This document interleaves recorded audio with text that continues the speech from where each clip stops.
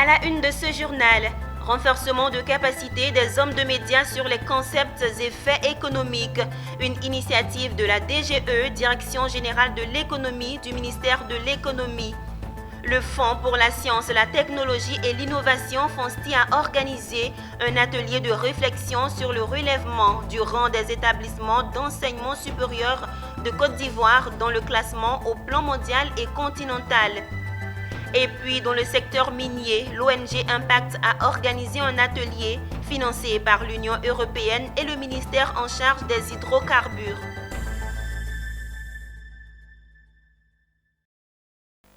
Mesdames, Messieurs, bienvenue au journal de Business N4 Africa. C'est avec un réel plaisir que nous vous présentons cette édition à Grand-Bassam, au sud d'Abidjan, capitale économique de la Côte d'Ivoire. La DGE, Direction générale de l'économie, structure sous tutelle du ministère de l'économie et des finances, a initié un séminaire de formation sur les concepts et faits économiques. Ce séminaire qui se tient du 21 au 23 octobre 2021 vise à donner aux hommes de médias des rudiments clés en vue de percevoir et décrypter avec aisance les concepts et faits économiques. C'est un reportage signé Mondésir Nascimento et Nicolas Angwa. Grand-Bassam, au sud d'Abidjan, se tient du 21 au 23 octobre un atelier de renforcement de capacité des journalistes économiques. L'initiative est de la DGE, Direction générale de l'économie, qui espère nouer avec les journalistes spécialistes des questions d'économie un partenariat dont les fondements sont, entre autres, permettre une meilleure appropriation des notions et faits économiques. Le thème central choisi pour cette première édition est « Grille de lecture et de compréhension des concepts économiques et de l'actualité ». Je me réjouis d'autant plus qu'à terme, ce renforcement des capacités permettra de fournir aux journalistes que vous êtes non seulement des informations économiques et financières sur la vie de notre pays, mais aussi de mieux apprécier les concepts, la pertinence et la portée de certains indicateurs microfinanciers. C'est un séminaire placé sous la présidence du ministre de l'économie et des finances, Adama Coulibaly. Son représentant, professeur Bamba Ngaladjo, à l'ouverture de ce séminaire, a précisé les enjeux, communiquer les indicateurs économiques décisionnels aux journalistes et leur permettre par la même occasion de mieux se prononcer sur les faits économiques. Comme cela a été indiqué dans le message de M. le ministre, l'objectif vraiment c'est de pouvoir nouer un partenariat avec les journalistes économiques afin de pouvoir partager fondamentalement avec eux la vraie information sur l'économie ivoirienne pour que les performances réalisées ainsi que les faiblesses, ils puissent en rendre compte. Et c'est le retour au niveau des populations qui permet au gouvernement d'élaborer les bonnes politiques. Les sous-thèmes qui seront abordés au cours de cette formation réjouissent les hommes des médias. Ils espèrent au sortir de la formation bonifier leurs préacquis. Je dirais que cette formation arrive à point nommé parce qu'aujourd'hui les questions économiques sont au cœur de tous les débats partout dans le monde. Là où on parle de débat, on parle aussi des journalistes. Donc un séminaire pareil sur le cadre macroéconomique, ça ne pourra que nous édifier. Ça ne pourra que nous aider, n'est-ce pas, à mieux rédiger les articles. Parce que pour bien informer les populations, il faut qu'à la base, nous-mêmes qui allons à la source de l'information, on soit bien informés. Il est bon de rappeler l'objectif de cette formation qui est de créer un canal privilégié de diffusion des informations économiques et financières accessibles au public.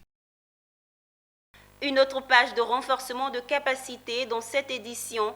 La jeunesse francophone d'Afrique subsaharienne est en conclave à Abidjan sur les programmes dénommés les pionnières de l'entreprise.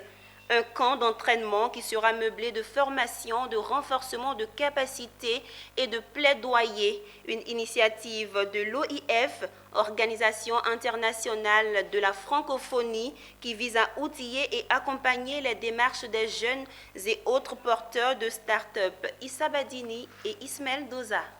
Ils sont jeunes et patrons d'entreprises. 33 entrepreneurs au total, venus de plusieurs pays d'Afrique francophone et d'ailleurs, à profiter de ce bootcamp deuxième du genre, Des jours de conclave avec l'espoir de se doter davantage d'outils entrepreneuriaux, mais surtout de faire entendre leur voix. À la manette, l'OIF, Organisation internationale de la francophonie, à travers son programme dénommé Les pionniers de l'entrepreneuriat francophone. Dans cet accompagnement qui dure plusieurs mois, une série de bootcamps, de séminaires sont organisés sur des thèmes précis. Alors ici à Abidjan, et nous sommes très heureux d'être là parce que c'est la première fois que toutes ces entreprises sont vraiment réunies physiquement dans le contexte que nous connaissons. Eh bien à Abidjan, nous allons travailler spécifiquement sur la question du commerce, de la manière dont les entreprises peuvent être les plus performantes, les plus percutantes possibles sur le plan commercial. Des pionniers qui attendent gros de ces programmes. Pour eux, s'ils n'existaient pas, il fallait les créer. Déjà, on fait dans du textile et au jour d'aujourd'hui, on est en train de parler de la stratégie commerciale. Pour nous, c'est quelque chose de phare. Parce que voilà, s'il faut vendre, il faut avoir une stratégie commerciale sur comment aborder vos clients. La Côte d'Ivoire, pays hôte, peut se féliciter de recevoir ce bootcamp. C'est l'avis du président d'Incube Ivoire. Déjà, recevoir ce programme ici, il faut savoir qu'il y a 3 entreprises ivoiriennes qui font partie de ce programme. Donc je pense que dans toute la francophonie, c'est quand même un énorme plaisir. Parce qu'il y a eu 3000 candidatures. Et sur ces 3000 candidatures, on a eu 3 entreprises ivoiriennes qui ont été retenues. Donc ça fait déjà énormément plaisir de pouvoir les avoir ici. Et puis deuxième, recevoir aussi ce bootcamp. Il faut savoir qu'il y en aura 3. D'une durée de 4 ans, 2021-2025, les pionniers de l'entrepreneuriat francophone va coûter à l'OIF environ 4 millions d'euros, soit 2 milliards 631 394 170 francs CFA. Des réflexions sur le relèvement du rang des établissements d'enseignement supérieur de Côte d'Ivoire dans le classement mondial et continental se tiennent à Abidjan depuis le 20 octobre 2021. Initié par le Fonds pour la science, la technologie et l'innovation, en abrégé FONSTI, ce séminaire de réflexion a fait son ouverture officielle en présence du ministre de l'Enseignement supérieur et de la Recherche scientifique. Le point avec Walter Kofi et Richard Akeke. Dans la salle de l'hôtel Radisson Blu d'Abidjan, on pouvait sentir la désolation de tous ces acteurs du système éducation-formation. Ils sont venus comprendre ce qui arrive à la Côte d'Ivoire, le pays premier producteur au monde de cacao, première économie de l'espace UEMOA et premier encore dans d'autres domaines, mais à la traîne dans le domaine de la qualité de son système d'enseignement supérieur. Pour preuve, le pays est complètement absent dans le classement des 200 universités et établissements d'enseignement supérieur en Afrique, enfin presque. L'INPHB, qui fait la fierté du pays, est classé 187e sur 200. Une honte pour la Côte d'Ivoire qui a décidé de réagir en améliorant son ranking. C'est tout le sens de cet atelier de réflexion organisé par le Fonds pour la science, la technologie et l'innovation FONSTI en partenariat avec le PASRES.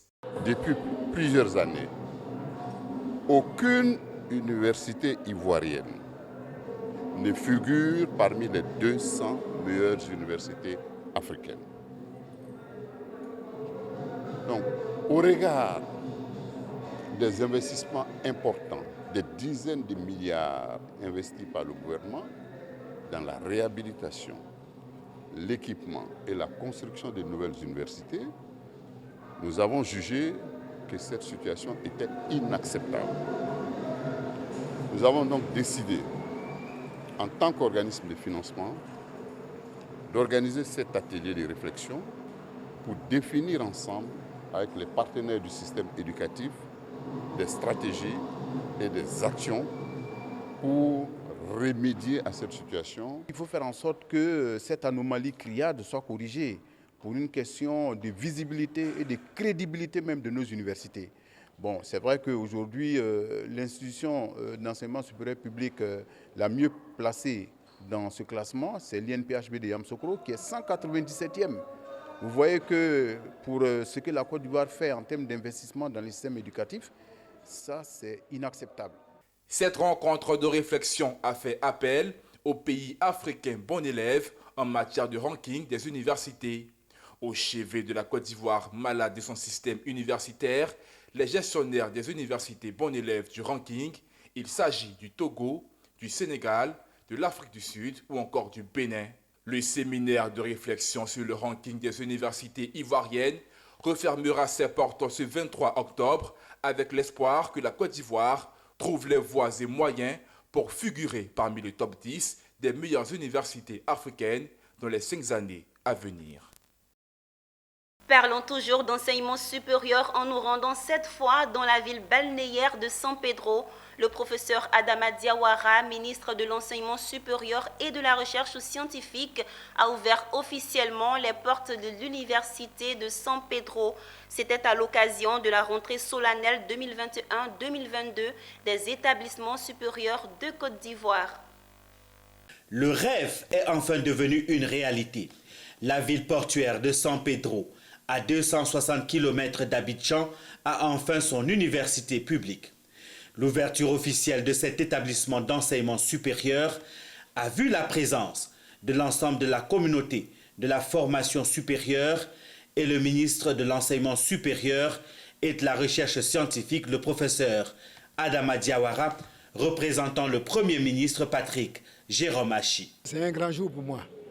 L'université à San Pedro, c'est un rêve que nous avions entretenu depuis fort longtemps et qui est devenu réalité. À l'université de San Pedro, les étudiants feront les classes préparatoires en mathématiques, physique et sciences de l'ingénieur. Ces formations permettront d'accéder à 2 écoles d'ingénieurs que sont les écoles d'ingénieurs en bâtiments et travaux publics et l'école d'ingénieurs en construction navale. Les conditions d'entrée sont les baccalauréats de série C et E. L'université de San Pedro propose la licence académique en anthropisation des littoraux, une licence académique en gestion et aménagement. Il sera également possible aux étudiants de faire une licence en tourisme, espace et société.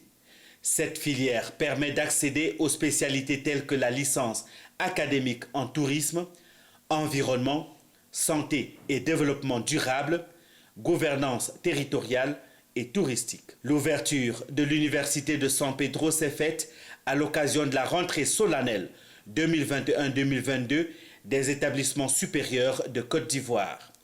Occasion pour le professeur Adama Diawara d'appeler à plus de responsabilité des étudiants et du corps enseignant.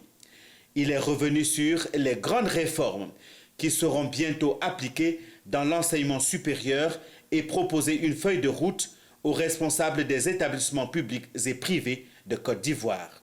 Au niveau des structures publiques comme des structures privées, donc il fallait faire en sorte que toutes les structures publiques comme privées fassent la rentrée le même jour. Voilà, c'est une question de cohérence de notre système. Sans oublier le fait qu'il faut respecter le volume de cours minimal imposé. Parce que nous sommes dans le système LMD, il ne faut pas l'oublier, où on a 2 semestres dans l'année académique. Chaque semestre doit durer entre 14 et 16 semaines, la médiane étant de 15 semaines. Au terme de la cérémonie, le président de l'Union patronale de l'enseignement supérieur privé a dit merci au ministre de l'avoir associé à cette cérémonie et promis de passer le message aux membres de sa fêtière. Il a fait que ces établissements-là, il n'existe plus 2 enseignements de l'enseignement supérieur, il n'existe qu'un seul enseignement supérieur qui est l'enseignement supérieur en gros. Alors ce matin, nous avons entendu un certain nombre de choses. Monsieur le ministre nous a instruit, nous a averti sur un certain nombre de dispositions qu'il va prendre, notamment sur les classements qu'il va faire pour que nos établissements soient développés en termes de qualité. Alors nous allons passer le message à nos membres. Il est bon de signaler que l'université de San Pedro vient donner une ère de modernité à la ville portuaire. Ici, après l'université, les populations attendent avec impatience l'inauguration du stade et l'achèvement de la route, la côtière. C'était un reportage signé Abel Kouaou et commenté par Pierre Tebeu.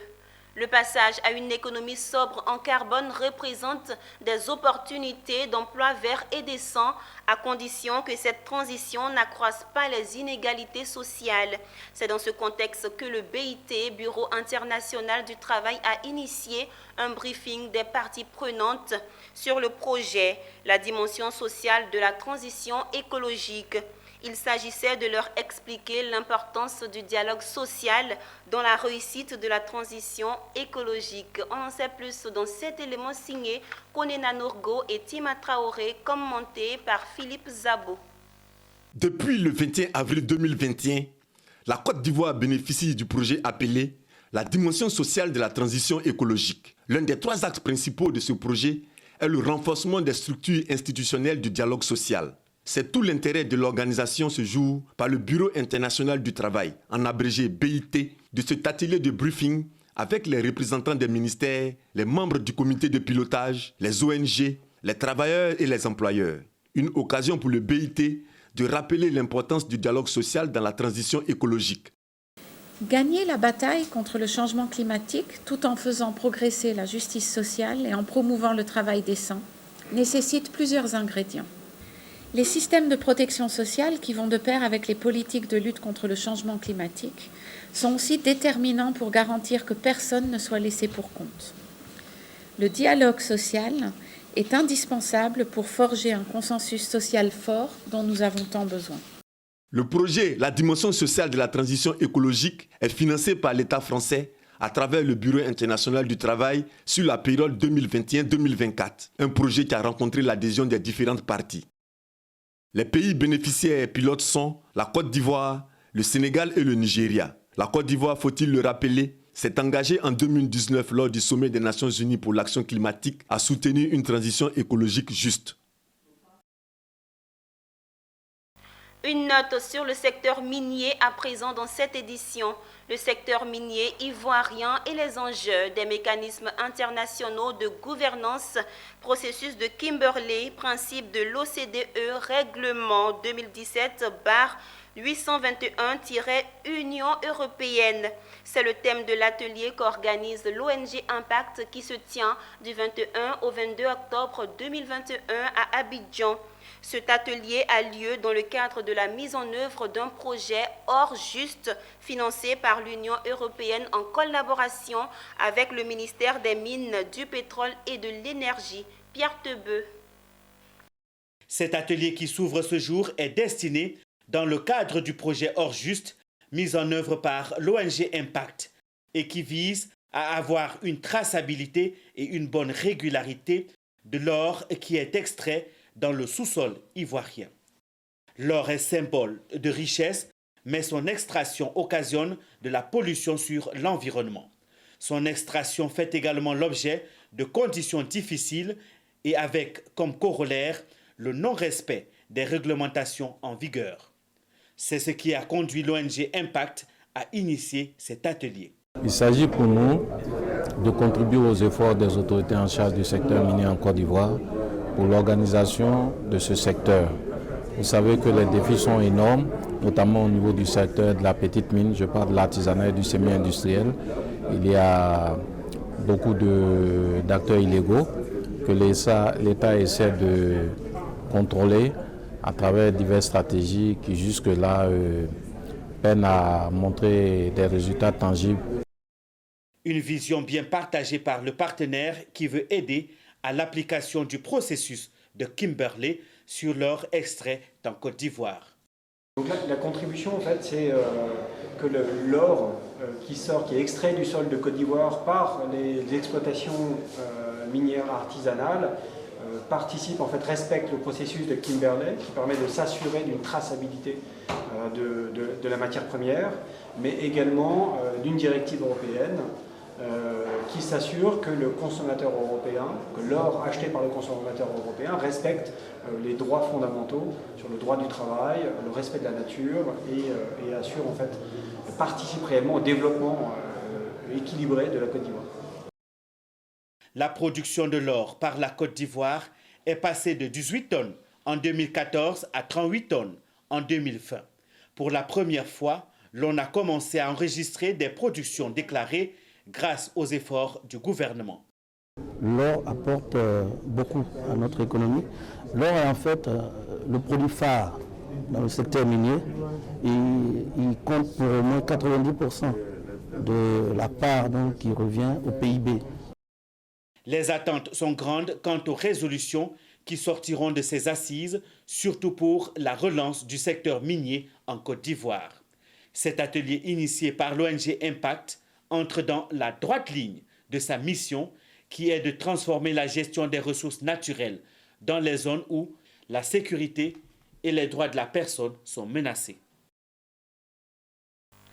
Rendons-nous à Sassandra. Une session extraordinaire pour le renouvellement du bureau du conseil régional du Boakley s'est tenue au siège du conseil. Nommé ministre gouverneur du district autonome du Bas-Sassandra, Philippe Légré a cédé son poste de président du conseil régional du Boakley à Frégo Guédé Basile Massemin. Diane Cablancan nous commente le reportage de Abel Kwao. Voici le nouveau président du conseil régional du Boakley. Son nom, Frégo Guédé Basile Massemin.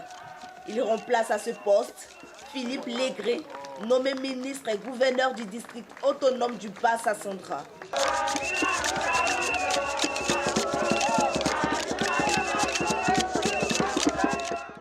En présence d'autorités politiques, administratives, coutumières et des représentants des différentes couches de la population, la passation des charges s'est faite selon les règles de l'art en présence du représentant du général Vagombo Diomandé, ministre de tutelle des collectivités territoriales. Au thème de la rencontre, l'ancien président promet de soutenir son remplaçant. Et ce travail-là sera poursuivi par le nouveau président du conseil régional. Et que je sais percutant, et parce que je sais que nous avons toujours travaillé en liaison, main dans la main, et je suis convaincu qu'il ira de l'avant. Moi, de mon côté, je pars comme vice-gouverneur. Je vais saisir l'opportunité que vous m'offrez. Encore une fois de plus pour dire merci au président Ouattara qui a fait de moi ministre-gouverneur en me renouvelant une troisième fois sa confiance en qualité de ministre. Quant au tout nouveau président du conseil régional de Sassandra, il a salué le travail abattu par son prédécesseur à la tête de l'institution régionale. Il a aussi promis de poursuivre le travail de développement en cours et attend faire de l'union des filles et fils du Boakley son cheval de bataille. Nous avons montré à la face de la nation que contrairement à tous les bruits, il n'y a pas de feu en la demeure. Parce que la demeure, c'est le développement de la région du Boakley et avec tous les enfants. Et c'est ce que nous avons fait. Vous avez vu la présence du ministre Damalin, comme premier parti. Vous avez vu la présence de presque tous les cadres. Tout le monde est venu pour qu'on parle Boakley. Et pour nous, c'est le plus important. C'est le Boakley qui a gagné, c'est le développement qui a gagné, c'est la paix qui a gagné. Et vive la région du Boakley. C'est dans une ambiance festive avec la participation de nombreux artistes, notamment le Dioyo des Siro, figure de proue de la musique Zougou en Côte d'Ivoire, que cette session extraordinaire s'est déroulée.